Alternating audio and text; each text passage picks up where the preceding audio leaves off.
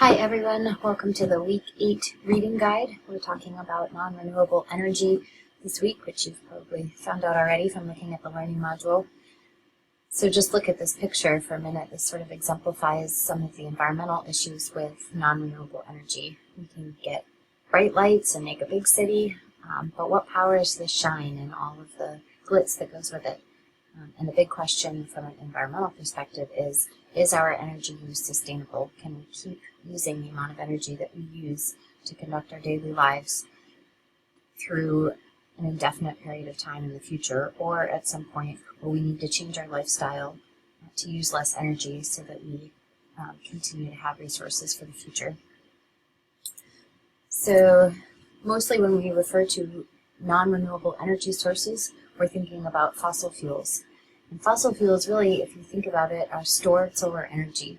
They're plant and animal materials from millions of years ago that have been compacted through pressure and heat over geologic time, and they are stored deep underground and provide these resources that give us energy when we drag them up to the surface and burn them.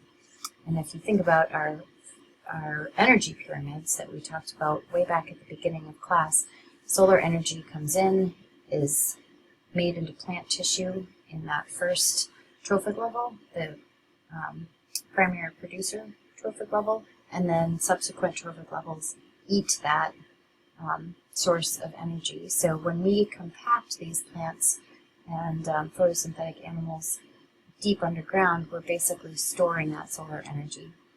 So what that means is that it takes a long time to have enough of this stored energy to get a barrel or a gallon of oil. It's a very slow process to compact microscopic animals and plants over time to create a fossil fuel.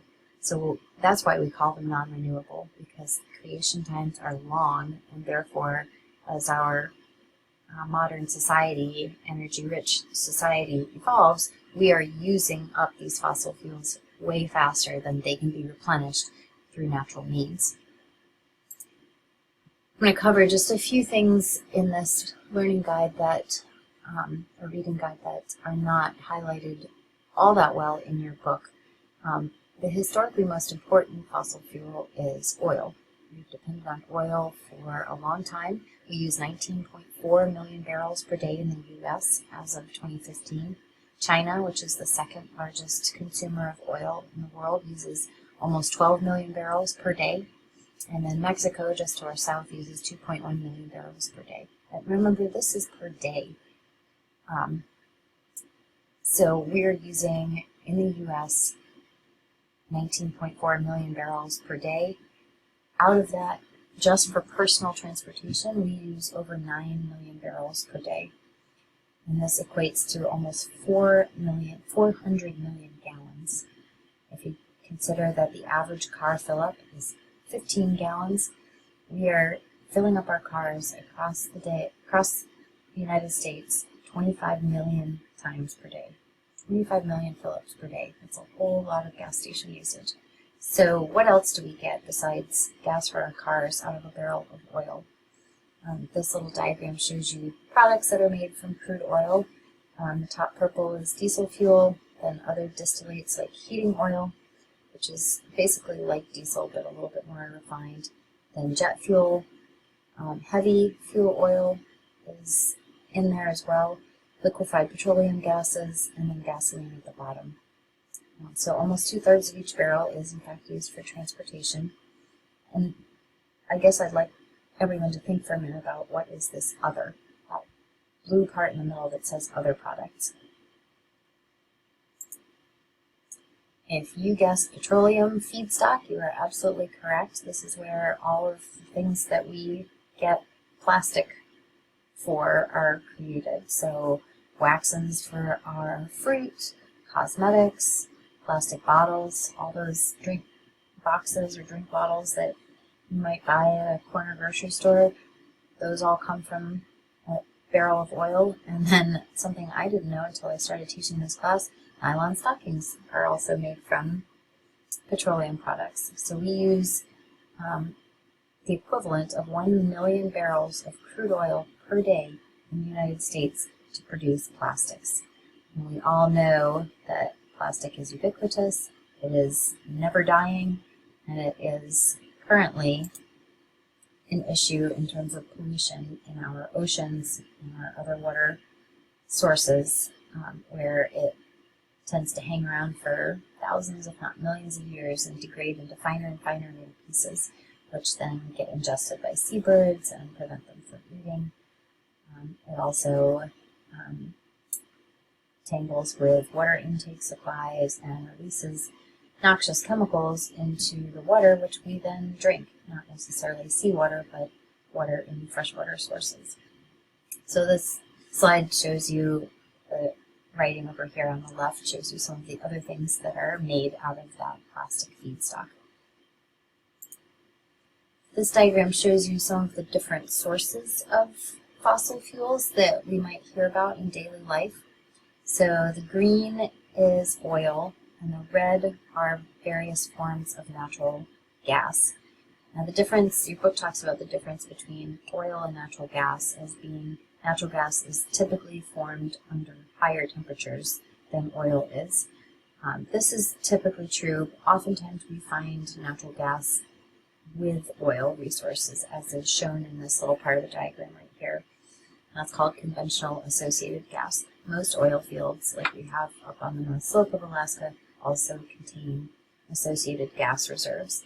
And in the past, before natural gas was valuable, companies would just basically burn that gas off when they extracted the oil. Now we've realized it's very valuable. We can use it as a cleaner burning source of fuel, and so much of the natural gas associated with oil is captured and piped to markets elsewhere besides the reserve through which it was generated.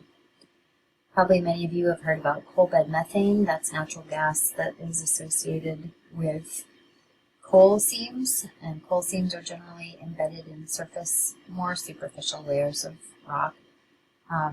There's also gas reserves that are not associated with oil that are typically trapped under a cap layer of rock. And then there are layers of rock, like shale here, as represented by that dark strip, that contains a lot of natural gas. And then sand gas reserves that are typically formations of sand that have enough porosity that they are able to capture formations of natural gas. This just shows you the overview map of the Prudhoe Bay and Dead Horse oil and gas fields. You can see that there's a whole lot of oil and gas just right to the north of us on the North Slope of Alaska. Of course, many of you may have parents or other relatives that work up there. It's been a huge source of revenue for Alaska. So I always have to preface this discussion with the recognition that Alaska's economy, up until recently, has been largely dependent on fossil fuels, and that many of your families or your histories may be intertwined with these resources. So I want to be sure everybody understands that I'm not trying to come across as being negative towards fossil fuels. We have to be realistic about their availability and our current dependence on them in our society, but we also have to be realistic about the effects they have on our environment. And it's best to just be informed about these so that we understand what the trade-offs are when we use fossil fuels versus other forms of energy, which we will talk about next week, or week after spring break, rather, when we talk about renewable energy. I want to mention just for a minute the hydraulic fracturing, which is otherwise known as fracking. It's a process that basically uses high-pressure water to enhance underground fractures that allow oil or natural gas to move more freely from porous rock to places where we can extract them, basically extraction wells. So companies that are undergoing fracking pump fluids into the ground under really high pressure, oftentimes with what we call horizontal drilling techniques. So a single well is drilled, the well is then drilled horizontally, and the fracking fluid is pushed under high pressure down that horizontal well, where it can then seep into these fissures in the rock. That opens those fissures up, and allows not only the fracking fluid to drain out, but it also carries the oil or gas back out into that directional drilling well as well. That fracking fluid is then collected and is either re-injected back underground or collected and disposed of. The downside sort of to fracking that you've probably heard about in the news is that it basically uses a lot of surface and groundwater to combine with proprietary fracking fluid mixtures, so to create this fracking fluid. So it basically can deplete surface and groundwater.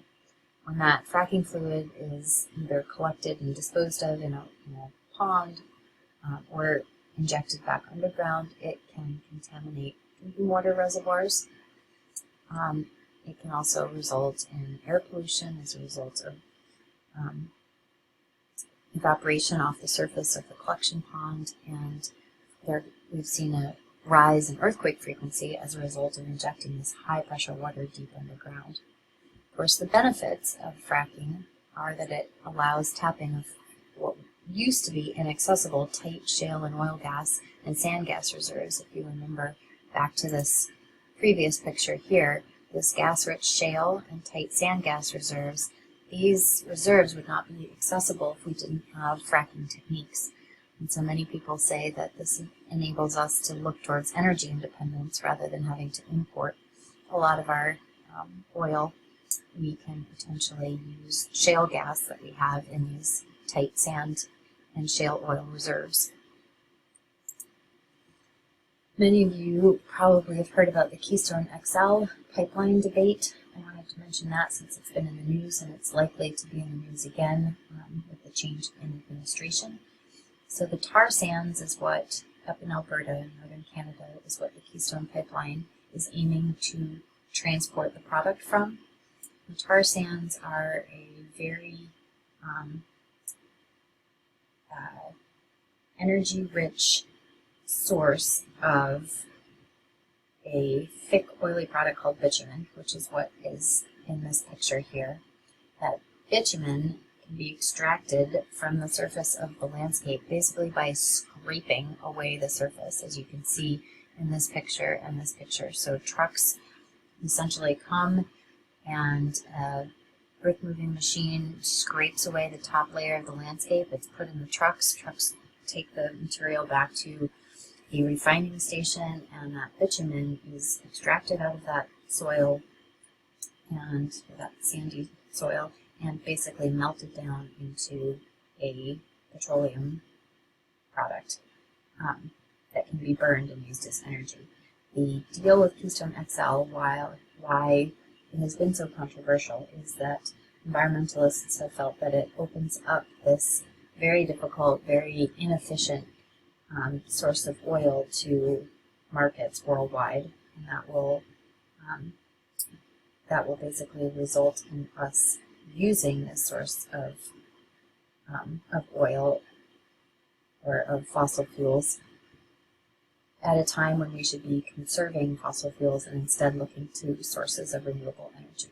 So you can feel as you will about that. I'm just presenting the information, but it is definitely a debate that we will see ongoing, given that the new administration is likely to permit Keystone XL to move forward. The sort of flip side to coal and natural gas, oil and natural gas, is coal, which is a very specific composition of swamp plants that turn into peat over time with intense pressure and heat from being buried deep underground. They are transformed into what we know as coal. There's a couple different types of coal that your book talks about, but basically we have a ton of reserves of coal in the U.S. And the problem is not so much that we'll run out of coal, but that it is not the cleanest fuel to burn. It results in a lot of pollution to the atmosphere, both in terms of carbon dioxide, which is believed to be linked to climate change, and also sulfur dioxide and nitrate dioxides that lead to acid rain. And also the way that we get coal is through doing something called mining mountains. And this is not the only way we get coal, but it's a preeminent way of getting coal in the southeast United States, where a lot of coal resources are found. Basically, large earth-moving machinery scrapes off the tops of the mountain until they get to the coal seam. That fill is then used to fill in a valley. You can imagine that there's probably some impact to the stream here, and of course it can really wreak havoc on the landscape. That's a picture of mountaintop mining currently being done in West Virginia. We have coal mining going on here in Alaska too. This is a proposed Chewit in a coal strip mine just across Cook Inlet, and here's Cook Inlet here. Here's the little community of Tyanek. This is very controversial because, of course, all of these streams are salmon streams, and so the concern is that we'll be impacting a number of miles of salmon streams by permitting this strip mine to go ahead. Fossil fuels have a lot of environmental impacts that are important to recognize. The first step is the extraction and transport process, which certainly has had its issues. The most recent was the BP Gulf oil spill, Deepwater Horizon, that happened in 2010. It was the largest accidental marine oil spill in the history of the petroleum industry, and we're still trying to figure out what it actually means for that part of the world. We're also still trying to figure out exactly the ramifications from the Exxon Valdez oil spill, which happened in 1989 in Prince William Sound. That decimated populations of marine birds and fish and marine mammals, and those have been slow to recover, in part because Alaska is cold and we don't have the highest productivity here. Coal mining, of course, I just showed you some of those impacts. And then in the transport process, we've seen a lot of instances lately with trains carrying oil and natural gas that have had catastrophic spills that have resulted in pretty fiery impacts to communities across the country.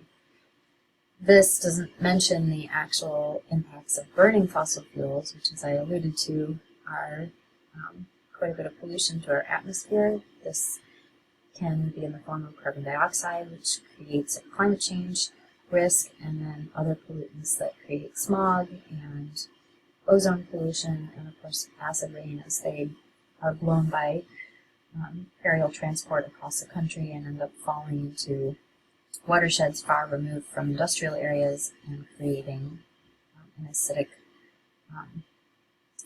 issue for the water. I want everyone to think a little bit, because this is starting to be in the news and our Alaska legislation has made it a priority. We are going to see the issue of drilling in the Arctic National Wildlife Refuge come up again, probably in the next 6 months. So everybody should think about how you feel about that. Do you think it's an appropriate use of this part of the landscape or an inappropriate use? And know how each of those scenarios would impact our usage of fossil fuels in this country. I also just want to end by talking a little bit about another sort of what I call impending crisis. If you remember, the last one I alluded to at the end of the water chapter was, will there be enough fresh water to produce food for our growing population? A side question to that, which is part of that same crisis issue, is we can produce more fresh water through desalination, but that uses a lot of energy. And right now that's mostly fossil fuel energy. So how much are we willing to make that trade-off? Using energy to create water, which we need as a species, or saving energy to reduce climate change and other atmospheric pollutants, but then we may not have adequate freshwater supplies for everybody on the planet. There's some less energy intensive freshwater gathering techniques such as rainwater harvesting. We talked a little bit about that in the last reading guide. Basically, everybody needs to have a cistern on their house collecting rainwater with for local usage. That's not as large scale, but it's likely more sustainable. So we need to think about the sustainability of all these things in concert with each other, because one is likely a trade-off for the other. I will end there since this is a little longer than normal. you for listening, and I hope you enjoy this chapter and have a great spring break.